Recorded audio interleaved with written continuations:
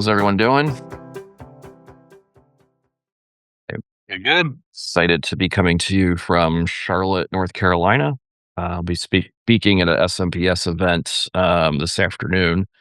So we're excited about that.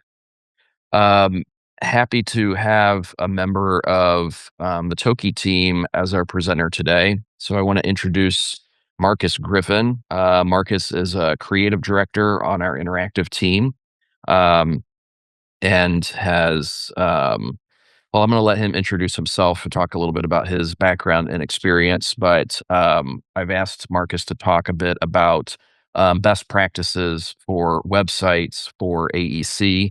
And I think he has some interesting things that hopefully will provide some value. As always, we'll spend the first about 30 minutes or so with the presentation.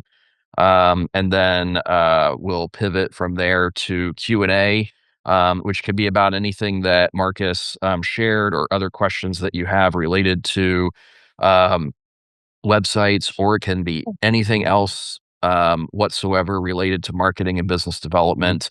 And again, as always, the intent for these sessions is for it to be sharing amongst peers.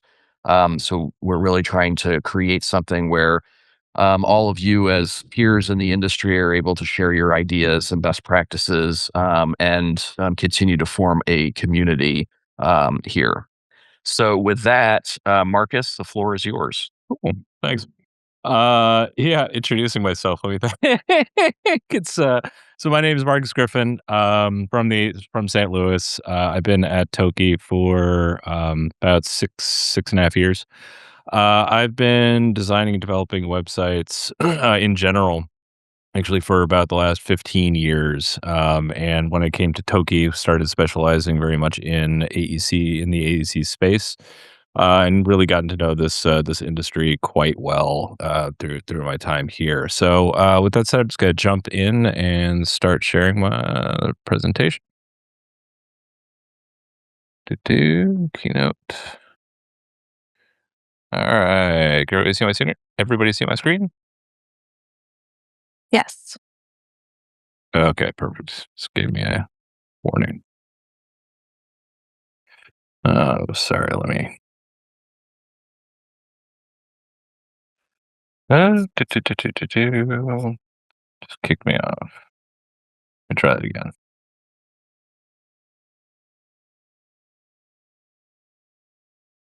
Okay, that's better.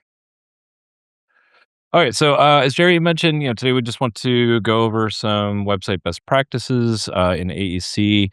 These are just some consistent findings that we've had in the years since we've been doing some AEC websites. We find a lot of commonalities throughout them, which is mostly what we're going to cover today. I want to start with taking a look at who's typically coming to these websites and what it is that they're looking for.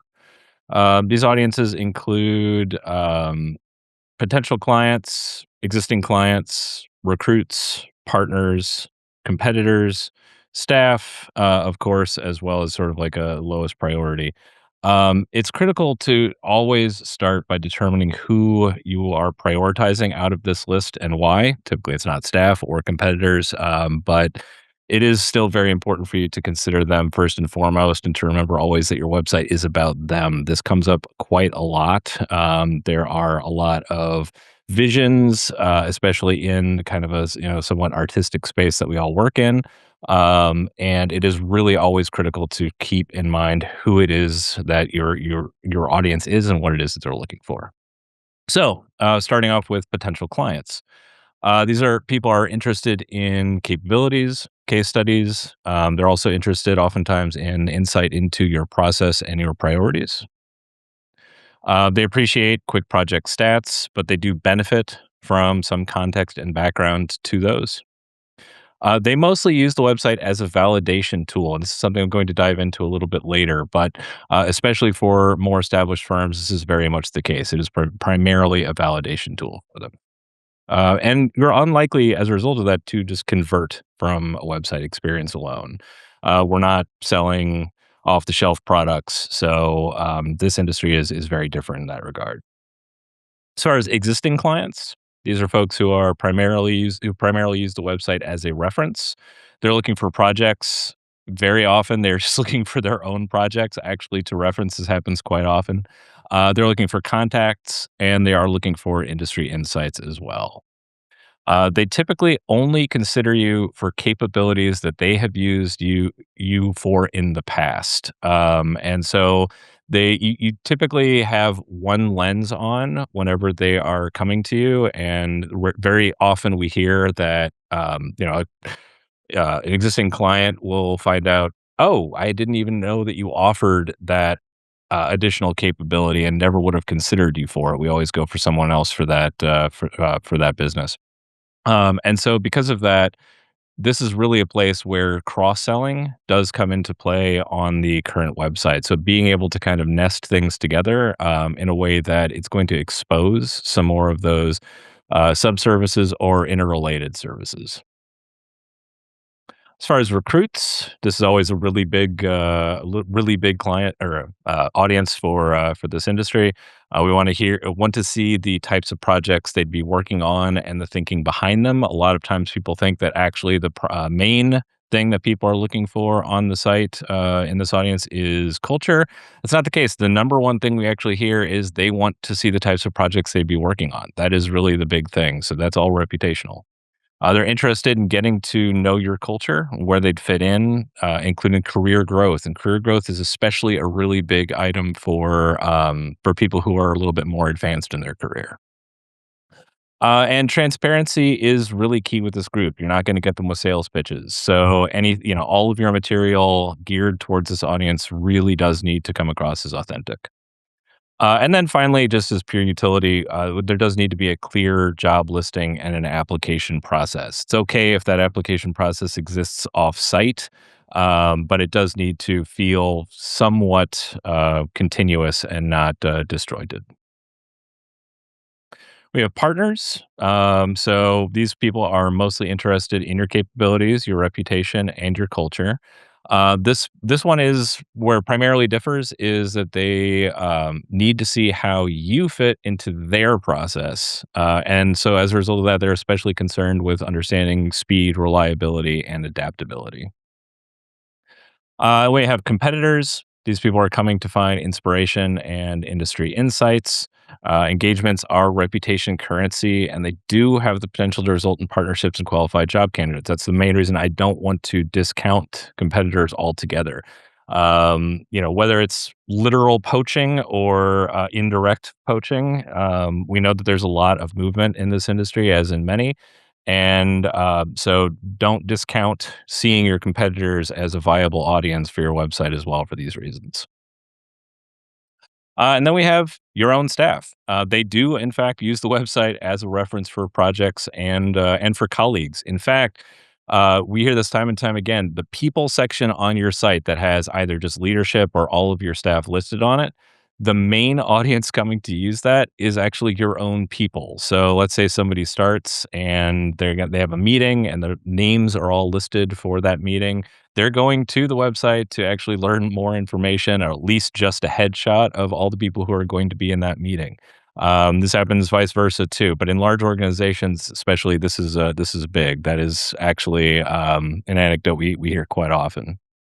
If it's well designed and the content's valuable, there will be sharing. So, if it's easy enough to share that content, such as projects, news, or any kind of thought leadership content outside, they will share that content, and that's just easy traffic to your site. If it's poorly designed or not, very, very outdated, it can be a source of embarrassment. So this is another reason why we're often called in to do a redesign on a website, is just because people are frankly embarrassed about how outdated it is, and as a result of that, they're unwilling to really share the website, and so it's kind of outlived its usefulness. And so, understanding these audiences, there are some key metrics too. So part of our discovery process involves an analytics review. So you typically just a Google Analytics review, where we look at the last year's worth of traffic and we try and extrapolate some findings from that.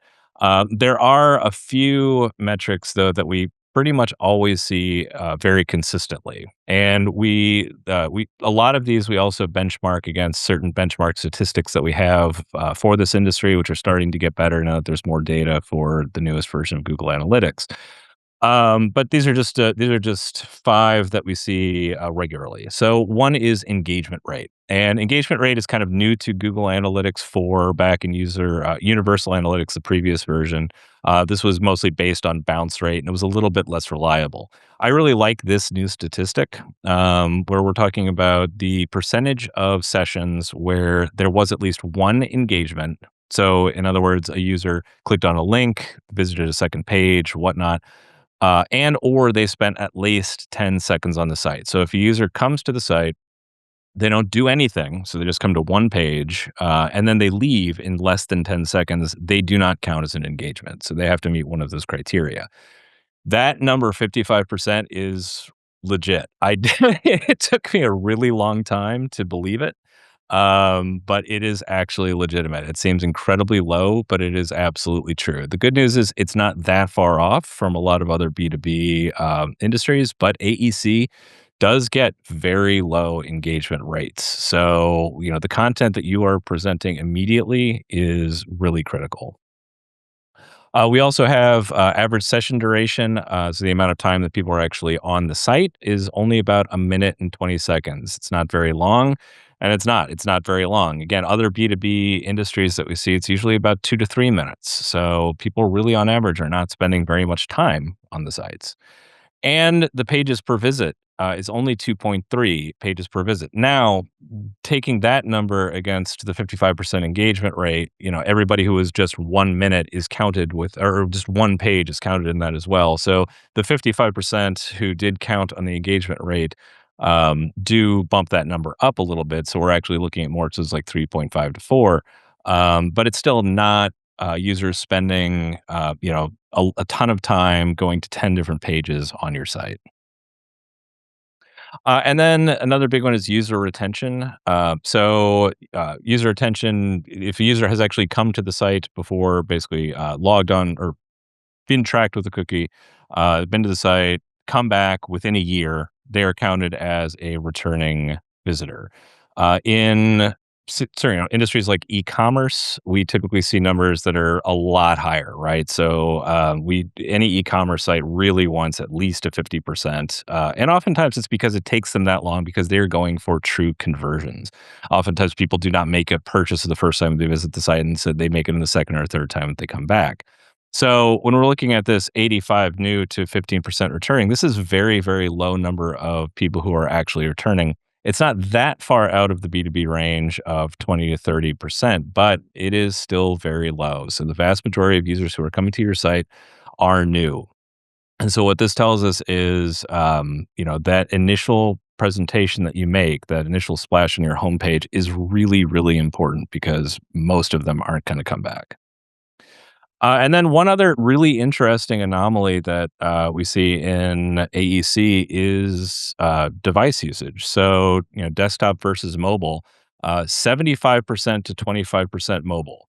When I started doing AEC sites almost 7 years ago here, um, these are the numbers we saw then. And we kept on expecting year after year for these to change. They haven't. It is still 75% desktop, 25% mobile. So most of your customers are really coming to the site from desktop experience only. Now, that is to say, with one caveat, that is US statistics. When you start expanding to an international audience, so a big one, for example, that I've seen a few times just in the last year even is China. If you're talking about the Chinese market, that mimics more of what we see in other industries. That's where you start getting to 85 to 90% mobile range. So much more business is actually being done internationally via mobile. But in the US, if that is your primary audience, as it is for many of our clients, it is desktop primarily. Cool. So, understanding or having a better understanding, I should say, of our audiences, what are the main roles of an AEC website? You'll see quotes like this thrown about a lot. I've seen these through the years, various iterations of this about your website being some kind of perpetual salesperson. And I would say that in a lot of industries, this is very, very true. And it's something that you should really take to heart, just not so much in AEC. We're not selling T-shirts or smartphones. As I was saying earlier, we're selling expensive multi-year services. This industry is very much about relationships, and it's very rare that these websites generate a ton of leads. With that, what can we expect from them? First and foremost, as I touched earlier with the potential clients, it is a source of validation. And so what that means is in the AEC space, your reputation typically precedes new website engagements. They have probably heard about you either through, one of your sales mechanisms or just through your general reputation alone, otherwise word of mouth often through other peers. And most external visitors are coming to confirm what they've heard and to dive in deeper. So they already have some sort of preconceived notion of you, and they just want to either validate or learn a little bit more from that. It is also a recruiting tool. Again, new recruits is really big, and it's really hard to get good talent in this industry. Your website is a great place to share more about your culture and people. And the more that you can share, really, the better. People oftentimes hesitate. I hear about sharing too much information about, maybe your process, a little bit, about your culture. There's a lot of fear about, well, what if people dive in deep and they see imagery that includes people who have left and whatnot. And so there's a hesitation to share too much behind the curtain information. That is communicated. So that hesitancy is very quickly communicated and says more about your culture than anything that you're actually sharing. So it is really beneficial to share as much information as you possibly can. And that is, as granular as just, what specific benefits you offer to, what really your career pathways are. Internships, just a few years ago, every client we talked to didn't mention the fact that they had internships available, and yet they all did. And this was really big item. So now we're seeing more and more people actually just talk about the fact that yes, we do have these because it is very easy to turn some. It's a lot easier, I should say, to turn somebody from an internship to a permanent employee down the road than it is to get a seasoned professional. And then lastly, I wanted to mention that I consider it a brand compendium. And so what I mean by that is, brochure website is often a term that's thrown around for websites such as this, but it's really a lot more than a brochure. It is, in fact, in most cases, I would actually argue, the only public place where your entire story is being told in one cohesive, comprehensive way. So kind of think about that. Like your website is not just one small piece, like a business card or a leave behind. Your website is the only real place that you have your whole story existing in one place that everyone can see. So it is really critical to come at it from that angle and understand that its significance. Your messaging, narrative, history, case studies, people, publications, all of it is wrapped up in one resource. Cool. So these are the areas for us anyway that an AEC website can truly excel. There are other smaller roles that it can fill, but for us, these are really the primary ones. So next up, I'd like to shift focus a little bit to some more nuts and bolts topic. So let's talk a little bit about navigation and site structure. Uh, so you know, there is really kind of one formula that most AEC sites take for their overall structure. So first off, we're going to have some kind of an about page, whatever that's called. I keep a running list actually of all of the different terms people use for the about page or the about section of their site. It's kind of fun, but there are a lot of different terms, be it studio, firm, about us, who we are, whatnot. But ultimately, it is one section of the site that does talk about who we are. And that can include subpages such as leadership. It could include, some sort of comment on history, but that, this is the who we are segment of your site. We have disciplines, of course. So this is where you're talking about your capabilities. This is your expertise, your services. This is the what we do. We have the portfolio, be it called projects, be it called work, and its primary role is to communicate who we do it for. And then we also have thought leadership. Terms typically used for that are insights or ideas. There are a few others, but those are the primary ones. And thought leadership is the why we do it content. If done properly and you really consider the content behind them, the portfolio and thought leadership should also account for the how we do it portion. So that part should be being communicated through these two topics as well, and really takes them to their fullest potential. So these four buckets are the main areas that we're really going to focus on for an AEC website. There are additional what I just consider utilities of news, careers, contact. News pretty straightforward as far as what it is as a utility. Mostly, if anything, it serves to maybe generate some external direct traffic, but it's really there just to generate some new content, keep the site a little bit fresh. Careers is, I consider it a utility, even though you are going to have a lot of your cultural content on there, but it only really serves one audience. Potential clients, existing clients, partners, whatnot, are not coming to the careers section of your site. So that is really just for one audience, whereas the other ones cater to a much more broader audience. And then the contact, which is going to include, contact form, direct contacts, possibly offices. It might actually exist not as a single page, but it might be locations section and have a listing of all of your offices depending on how you have your organization structured. Excuse me. And so, with that out of the way a little bit, let's talk a little bit about navigation styles. There are two main ones that I want to address, which are traditional or standard navigation and a hamburger navigation. So with the traditional navigation, all the top level menu items are exposed. This is what we're kind of used to seeing. Makes it easy to access and scan the content, but it does become kind of a visual competitor with the content underneath it, even if it is, with a bar or if it's under a black gradient and whatnot, it still kind of competes. This is oftentimes more and more being paired with some kind of a mega menu where we have additional content included underneath that, so you can actually dive deeper and get directly to a subpage from there. And it also includes tertiary content a lot of times as well, such as recent news articles or a link directly to careers, but some kind of a CTA included there as well. And so we can really kind of expand on that. And if there is traditional navigation used, we're really always going to recommend some kind of a mega menu, unless each one of them is only one page deep, which we very rarely see in this industry. However, the alternative to that being a hamburger navigation, and it's called a hamburger because you'll see it as typically 3 lines, 2 lines, 1 line. Sometimes it's a plus, but the origin of it is these three horizontal lines, and it's called a hamburger because it's bun patty bun. So it's what we've been calling it for decades now, actually. And this is the case where a user clicks the menu icon there, and it opens up a menu in one shape or another.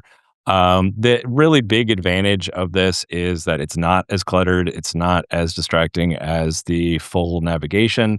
Um, it's going to be your primary navigation on mobile simply because of the reduced real estate. But as far as its role in desktop, we're seeing it more and more, especially in AEC, because in AEC, this is a very visual industry, and it's really important that we're not visually competing. So, as far as the question of is it okay to use a hamburger menu on desktop in this industry, I would actually nowadays say yes.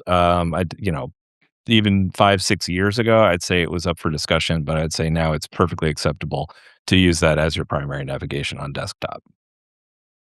And so as far as all of the different topics that we could cover on navigation, or all of those buckets, there's really only one I want to touch on because there's simply not enough time to go into depth on all of them, and that is just portfolio formats.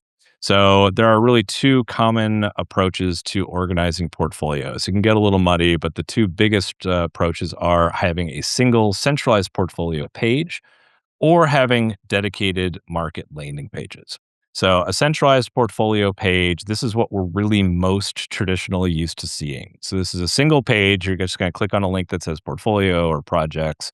And it's going to display all of your projects, usually in reverse chronological order, showing the newest ones to the oldest ones. Maybe you've pinned a few featured projects to the top, but regardless, it's typically in reverse chronological order. This is usually going to include some type of filter or filters to be able to get down to markets or services or both, depending on the level of granularity that you want to get down to. So this is still, I would say, overall the most common approach. And, the main reason that people end up choosing this approach is that you do get to see a wide variety. So, you kind of want to show off, especially when it comes to more of your featured projects. You want to show off. Look at all the different things we do. Look at all the different industries that we cover. And this method really does work well when there's an imbalance in the number of projects per market. So if you have in your portfolio, you have 100 airports, but you only have 5 hospitals, for example, maybe that imbalance is a little bit of a problem. And so shuffling them together kind of hides the fact that there is that imbalance, at least at first. Now, there are, you know, that does work fairly well most of the time, but more and more what we're seeing is clients going in the dedicated market landing page direction. So this is where you actually have true market landing pages, where you have all of the content associated with that market that you want to share in one place. So you can think of these basically as like tiny home pages for each one of those markets. And this really works well when your internal or your organization's internal structure does operate as separate business units. So this works. This does work incredibly well in those situations. But we'll have some introductory content, usually some contacts in there. We'll get to some of the featured projects that are associated with that market. You usually see insights and news mixed in there as well. And then oftentimes sub markets or just links to additional top level markets, depending. But this is just like I was saying earlier, this is a homepage for that market. This is one place that you can really send people to. So there's really, I think the reason why we're seeing more and more of a shift in this direction is from a marketing perspective, it makes just a little bit more sense. That said, though, there's no reason why you can't combine them. So this it is historically this has been used exclusively, but we are seeing a lot of people use both. So there'll oftentimes be, let's say, a market landing pages or ways to get to direct market landing pages, and then a separate all projects link or something so that you can go and view it both ways. So there's no reason why we can't do both. Either way that you end up going, be it market landing pages, the combined portfolio or combined approaches, um, just ideally should be based on your prioritized audiences, considering them first, along with your business objectives, and considering those first and foremost. So next up, I'm just going to go into telling your story. Let's starting to think about your website a little bit more than just a database, and rather as a platform for storytelling. So, your website, we all know, needs to clearly communicate what your key differentiators are. And, with that in mind, creating an engaging and memorable experience begins with those strong narratives and relatable themes. And I say memorable because that's exactly what it's about. Whenever you tell your story in some sort of interesting, meaningful way, you make your site memorable. And remembering again, people aren't coming to your site and clicking buy now. They're coming to your site to learn a little bit more about you. It's really critical that you are retained in their heads for short and long term. So going into a little bit of detail on that, let's take a look at case studies as a way of storytelling. Um, we really used to see the very normal approach to handling case studies in AEC to have a big carousel usually at the top of all of your images in one place, and, it's usually a slideshow, but big imagery up top, and separate from that, either through a scroll or a tab or whatnot, there would be a text-only description of that.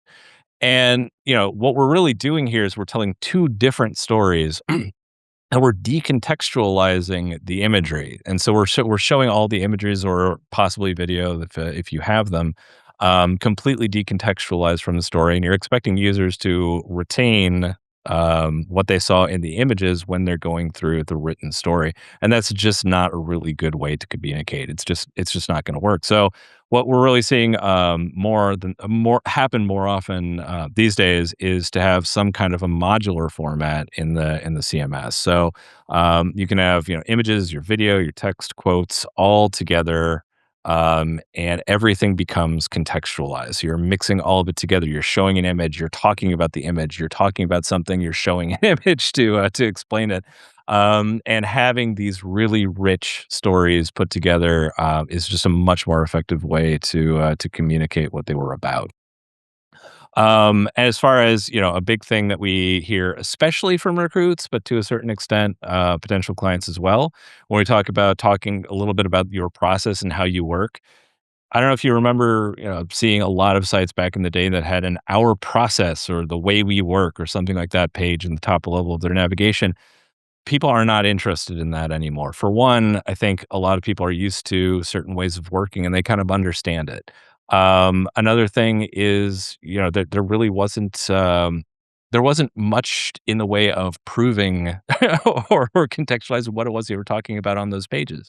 So when people are trying to learn more about your process, they're really going to the case studies now. This is really where they want to go to learn about your process. So including some of that content in here feels a little bit more seamless when you've built it in this, more of a storytelling format. And then, one other thing with case studies that I just want to touch on is just the way you title them can make a huge difference in how they're perceived as well.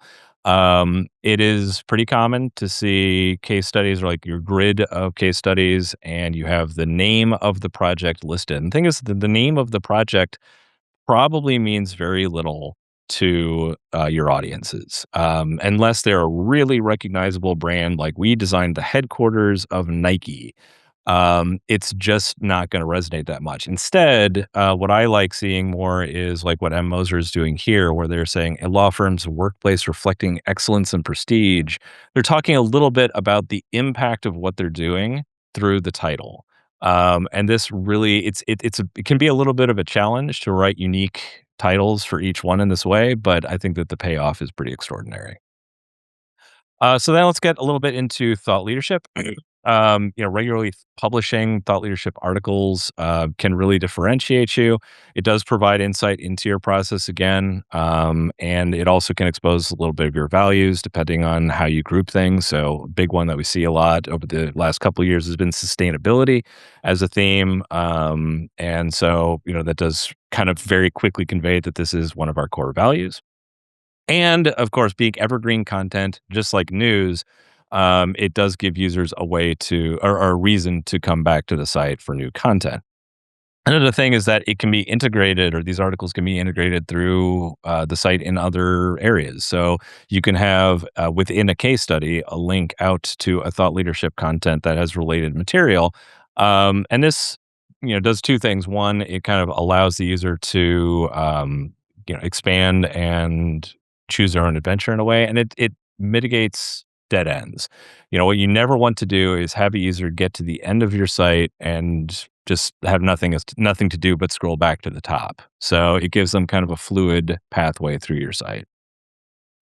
And then this also we hear often, writing thought leadership articles is hard. It's time consuming. You have other things to do. You have a business to run. So, it can be a challenge to keep this content up to date. And if that's the case, combining them into one section where you have a news and thought leadership um, section, together, so we hear like news and insights, news and ideas are two very common ones, is a way that you can just kind of make the content feel like it's a little bit more up to date, even when it's not. And then also, I just wanted to mention on this topic is the people and how you're showing people on your site. So more and more, we are seeing people show everyone on their site, even in organizations that are 300 plus people.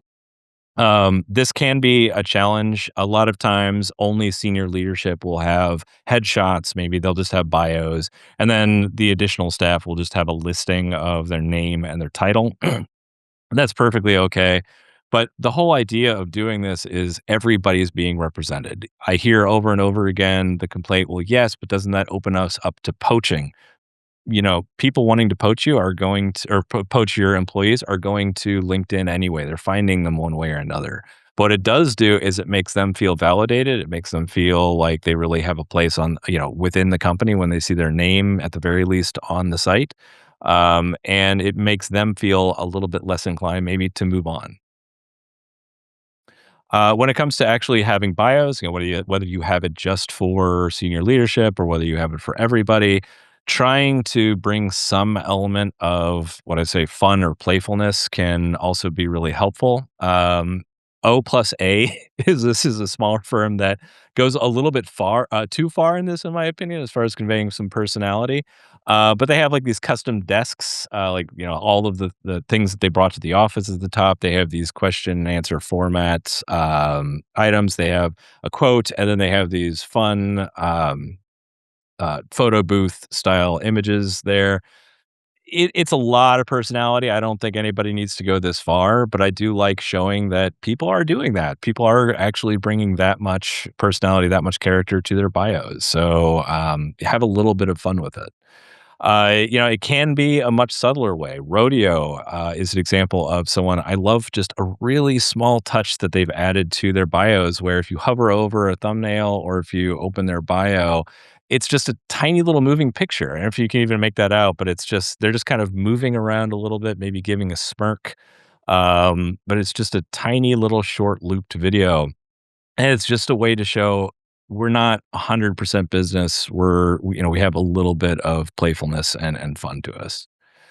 And then, your people section, or the section, whether it's called leadership or whatever, doesn't need to be the only place that this content exists either. So throughout the site, including quotes, ideally, if you can include them with photos as well, really does bring some sense of personality to the rest of the site. So an example of where you can include this is on those, if you have something like those market landing pages, bringing in some thought leaders. It doesn't need to necessarily be just only like one person in charge. It can be multiple people who just have some sort of expertise to bring to that market.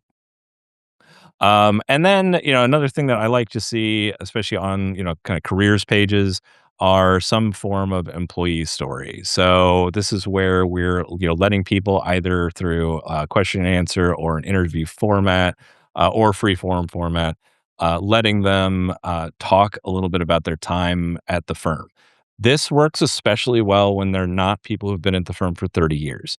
This works especially well when it's been people who maybe have only been there for a year, 2 years, whatnot, and they can still remember what it was like before they were hired. And so when they're telling their story, that comes across, and that's going to relate really well to new recruits, be they just starting out in their profession or if they've been around a while. And really throughout, anytime that you can use video to enhance any of these areas of storytelling, it's just that much more impactful. And so again, anytime I see these employee stories where it's actually the person themselves talking, that is going to be a much more impactful way of doing that. This does have its challenges. You do have to find people who are comfortable in front of a camera, who are willing, willing and able to do it. But again, I think the payoff is really there. Now, one thing through that entire section of storytelling that I did not mention is some kind of a history or a legacy page. Back in the day, we did timelines all the time. There were these detailed timeline pages where it would go over every major milestone that the company went through. You just don't see those that kind of content being done anymore. People, when you look at the analytics and what they're actually bringing for traffic, it's pretty low. So we don't really recommend that for the most part. If you do feel the need to chronicle that kind of content, if there's something really, really significant about your history that you definitely need to communicate, we totally understand that. But this is where maybe like one brand video is a really good way of communicating that content in a more concise and more energetic way. And then, the advantage of having something like that maybe on your about page or whatnot is it's a video. It can be shared. It can be put on YouTube. It could be put on video, and it can exist in other places and not just that one website in that one place. Cool. I have gone over, so I'm going to go through this really quickly, but I do have one last topic that I wanted to get to, which is website accessibility. Um, So what we mean by that, meeting basic digital accessibility requirements is becoming more and more expected everywhere. So we know that most accessibility, when we talk about accessibility issues on websites, it's usually around visual impairments. There are other ones, like when it comes to video, for example. There are hearing impairments that do need to be considered or should be considered, but usually we're mostly concerned with visual impairments. AEC websites usually, up until I would say maybe 3, 4 years ago, got kind of a pass. They were seen as, really visual websites, and people weren't really, targeting them for accessibility the way they were bigger e-commerce sites. Like, I think the first site to really get hit hard with a lawsuit was Target. So that was when this really started becoming litigated. However, a lot of clients, even smaller architecture firms that we talk to, have actually been getting law firms that target them specifically now. So this is no longer something that we can just sweep under the rug. We really do need to consider accessibility and try to meet basic requirements as best as we can. So, with that in mind, there's two terms that I need to kind of define for you all. So one's ADA. I'm sure you all know Americans with Disabilities Act. It does apply to both physical spaces and digital spaces. It is enforceable by law, so you can be sued for not meeting ADA requirements. But ironically, there are no guidelines for digital accessibility. So the ADA says you have to be accessible, but then doesn't explain what that means, or even officially provide any sort of link to a third party that does explain what that means. So we're kind of left in the lurch as far as what does an accessibility or accessible website even look like? So that's where WCAG comes in. It stands for Web Content Accessibility Guidelines. It is a set of voluntarily internationally recognized guidelines by the World Wide Web Consortium, which is a bunch of people from various organizations like Google. Basically every major tech company all together to just gets together on a usually I think bi-yearly basis to kind of iron things like this out. And the conformance is based on three different levels. There's A, which is pretty easy to easy to hit. It's the lowest level possible. There's double A, and then there's triple A. Triple A is the only real way to meet triple A is by having like black text on a white background, and that's pretty much the only way you're going to get away with it. I don't mean to be that uh, ominous about it, but it kind of is. So because of that, double A is usually accepted to be what is considered ADA compliant. And that's really just based on what's been litigated. So if somebody has sued someone for having not a non-compliant site, we can say, all right, well, we meet WCAG double A compliance. All right, we kind of have accepted that. It's not official, it's very unofficial, but that is sort of where we're left off. So even with double A compliance, there are a ton of criteria that do need to be met that go from design, content, and development. With that said, as far as what you all need to be aware of is really just a few key non-code related considerations. So one is scalability. A lot of times you'll hear about the minimum font size that a website has to be, and usually it's thrown around as something like 16 pixels. That is not true. It does not say 16 pixels anywhere on WCAG. That is generally accepted to be baseline font size because it's the default of what browsers are set at, but there's no actual rule for it. The only thing that WCAG states as a requirement for things like text size is that it has to be scalable by 200%. So a user has to be able to alter their text size in their browser by 200%, and you have to basically not override that. So that's pretty easy to meet. We then have contrast requirements. This is where design really kind of becomes a thing, where we have to meet things like a 3 to 1 contrast ratio for large text and a 4.5 to 1 contrast ratio for smaller body text. This is something that we always now take into account very much when we design. It is also something that needs to be considered if you're doing, the brand to begin with is considering, okay, well, if our primary execution of this brand is going to be the web, we really need to kind of think about what the contrast is. Not that long ago, actually, Starbucks just redid their green. I'm sure a lot of people didn't notice, but the green that Starbucks had been using was actually not quite compliant. The color was not meeting contrast ratios, so they very slowly rolled out changes, and over few years ended up changing that green to a darker contrast, and has now actually ended up replacing everywhere, including signage. But if it's not considered early, it can be costly and time consuming to make that change.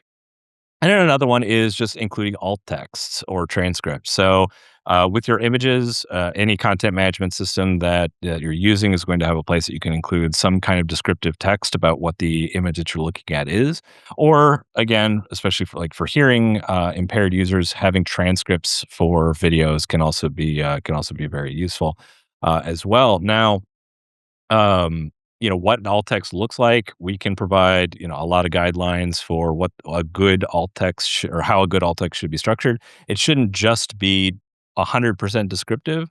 It should really serve the role of what the image served. So, what did the image do that enhanced the content is really what should be communicated through that alt text. And then, very last thing I wanted to mention is just this concept you may have heard it thrown around of overlays.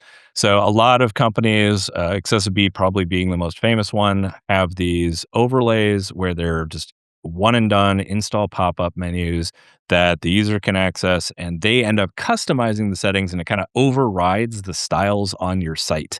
And so you see the little guy on the bottom right, kind of along with the chat icon, or if it's by itself, it just kind of looks like a chat icon, expands, and people can really just override the default settings that you have on your website. Now, it's really enticing to use these because you're just paying a fee. It's plug in, one and done. But more often than not, they do cause more harm than good. They don't fail to address many of core user needs, such as keyboard navigation. And in some cases, they're actually not accessible themselves. Multiple or several of these companies have actually been sued because their overlays are not accessible, which is so ironic, but it's true.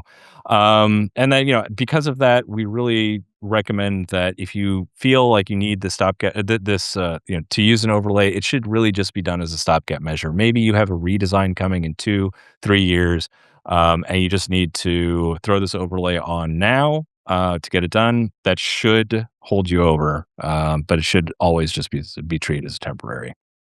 So I think I went way over. I apologize for that. So I'm afraid I only left about 15 minutes for questions, but I'd like to open this up if you all have anything you'd like to ask. Thank you, Marcus. That was fantastic. And if you guys found that useful, we'll definitely do that again in the future. But yeah, the floor is open for questions that can be related to anything that Marcus was talking about or website related or anything else at all.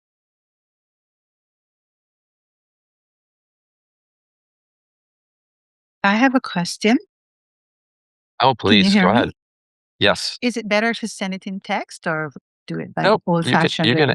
You can do it the old fashioned way. Oh, really? Okay. Well, thank you, Marcus. That was quite enlightening. I have a couple of questions, and you can maybe they're related. Um, why are more users accessing in the AEC industry? Why do most users, I think I probably know the answer, access websites from their desktop? I'm thinking it's because it's usually in a workplace setting. but I'm not Correct. sure. So that's my first question. And then the second question is, um, I'm a big fan of alt tags and hyperlinks. How do you see that either as an advantage or disadvantage in promoting or highlighting your case studies? And can the hyperlinks take you back instead of living in one place? Can the hyperlinks take you back to where you started or lead you down a path? I used to be in pharma and we did a lot of that because we wanted patients. We wanted to manipulate their thinking or their thought process. So we would lead them down a path. And I don't know if in this industry that happens. And then the last question is actually it's not important. Mhm. It's not Well, that. as far as your first question, yes, you're right. It's usually because people are coming from a business. They're coming from a place of work, so they're usually doing business, and so they're using their company provided computer or what have you. Another one really is size. So the scale and the depth or breadth, I should say, of what these projects are doesn't always work on the size of a phone. People just naturally want to see it on a larger device. And so, for example, the average screen size on a desktop for most users is, I think we're at 1440 now, though we might still be on 1366. We're somewhere in between that, 1366 and 1440 pixels wide. AEC, we see regularly 1920, which is the really big Mac Yeah. monitors, and people have their browser all the way open. So Yes. it's a very visual industry, and people want to see it in a very visual way.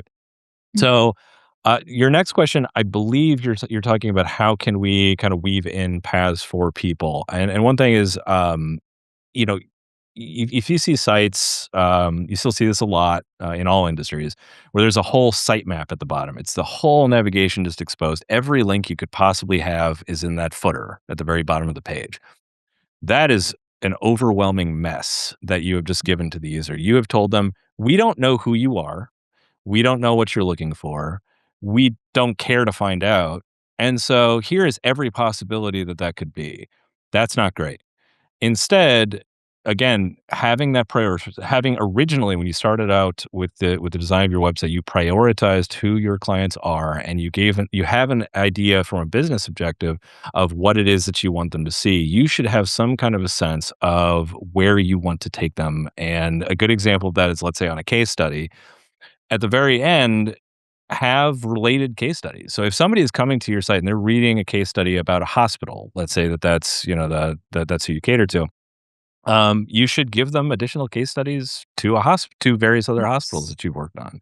And this gives them a couple of things, gives users additional paths to get more information, and also really enforces that validation that we talked about earlier, where, oh, okay, they didn't just do one hospital. This is a thing, by the way, where somebody will have done a project in one market, and then they'll try and tout it as an expertise.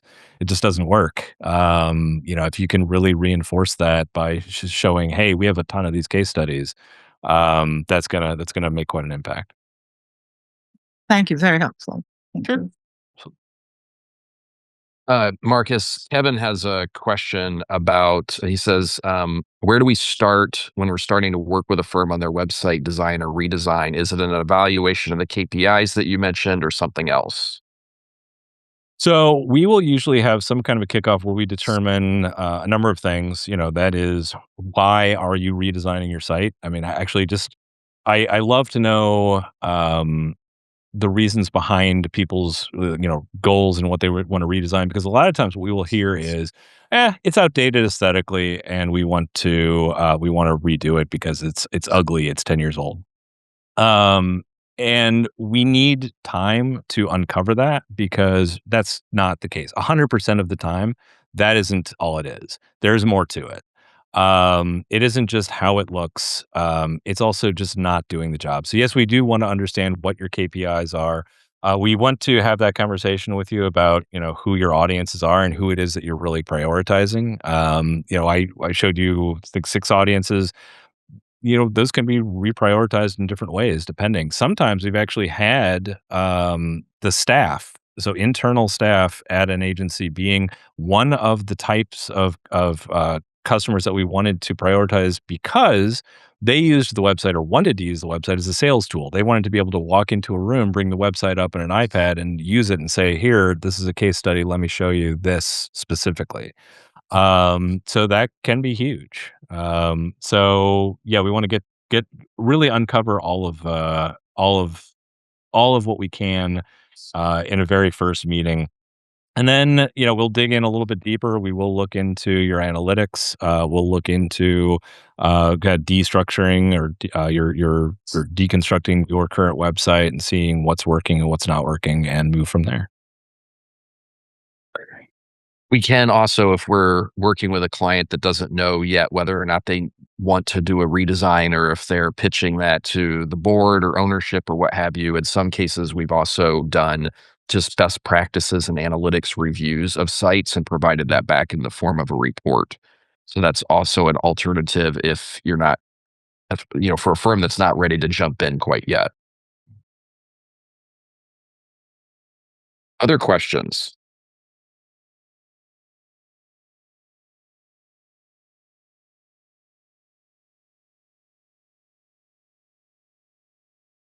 All right. Well, I have one for everybody. As we are continuing to do these events, is there any other topics that you guys would like to hear about, learn about?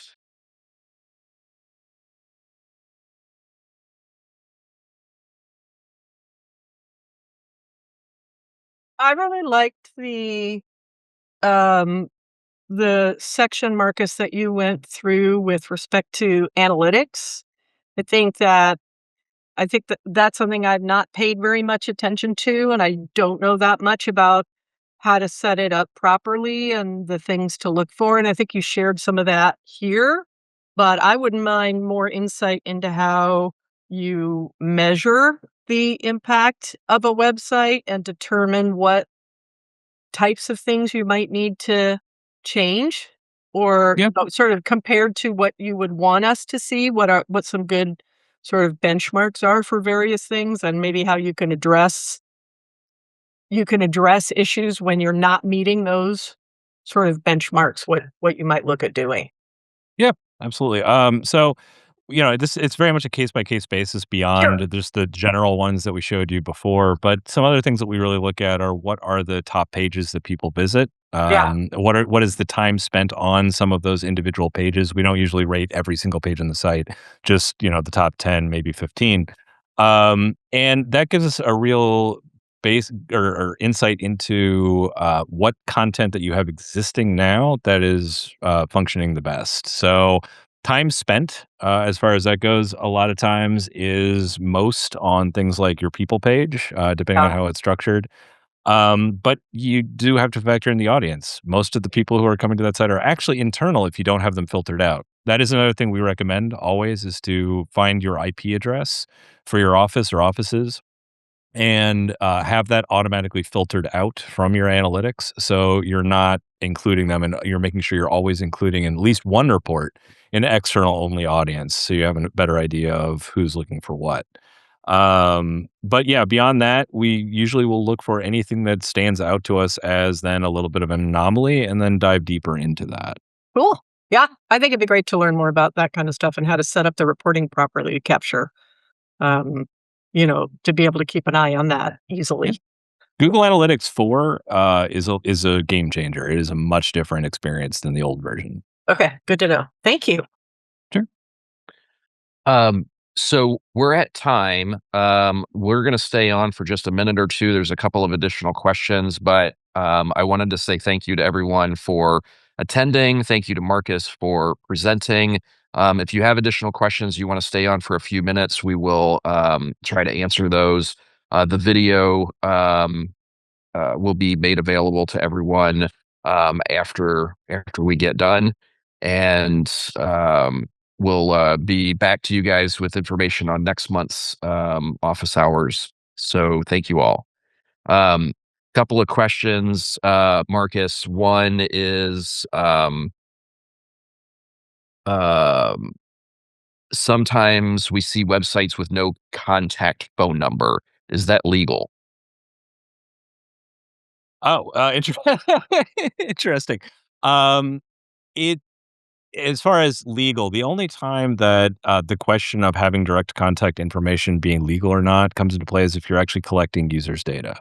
So if you have a form, for example, and you on that form are, collecting their usually name, reason for contact, whatnot, their email address and all of that, you do need to have actually all of your business contact information listed somewhere on the site. Same if you're doing any kind of email campaigns. So if you're doing any kind of e-blasts, you're going to need to include that direct contact information on your site. Otherwise, if you're not doing any of that, we rarely see in AEC phone numbers not provided. And it's simply because, one thing we touched on a little is that it's all relationship based. Everything you do is relationship based. And people, a lot of times, even younger folks, want to get on a phone and just talk. So we do usually recommend having it can be a pain if you don't already have that figured out internally, but we do recommend having that as well as one centralized email address. We always recommend having as well. Again, it becomes someone's job to get those emails and distribute them to who should get them, but we do still recommend it even in large organizations. Awesome. All right. Any last questions before we wrap up?